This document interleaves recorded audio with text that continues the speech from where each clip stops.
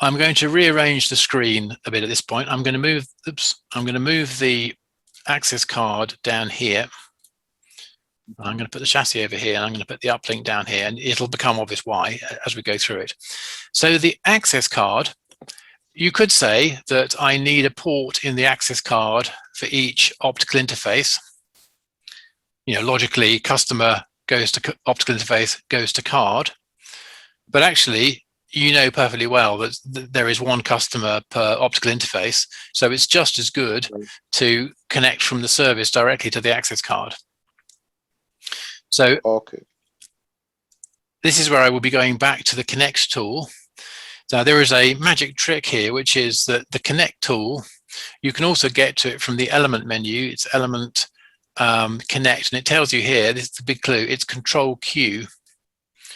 Control Q is one of the most useful keystrokes in STEM because it basically means you can, without going to the toolbar, you just hit the keyboard, Control Q, it goes straight into that connect mode, and I can then click on the service and do this. It saves moving your mouse across the screen a lot. It doesn't matter if you don't, it's just slightly quicker. And again, I want this to be on the basis of connection. So I'm again going into that green thing in the corner to get the default basis. Yeah. Okay, so now STEM says each customer requires one unit of optical interface, which for the optical interface means one unit altogether. It says it wants one unit of access card, but the capacity unit of the access card is ports. So what you should expect is that the number of access cards will be roughly a 1/16 of the number of customers. Right. Okay, so I'm going to run the model again now.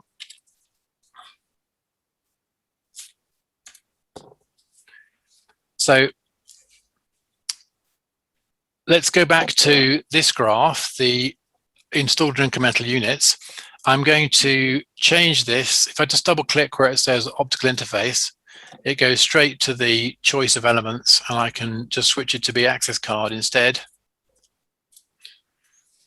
And very similar, we're going up to a total of 60 something units, which is basically, I think it's 66. It's 1,000 divided by 16.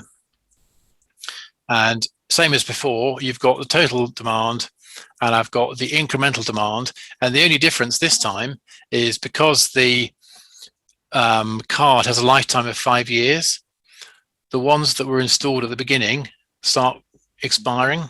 And so down here, there is a second wave coming, which is where you're starting to replace the ones that were installed at the beginning. Right, right. Okay, so I can add this to the CapEx graph. I go change selections, and let me put the access card in here as well. And ditto for the operating costs. I'm not going to check all the numbers, we haven't got time, but I'm sure they're right.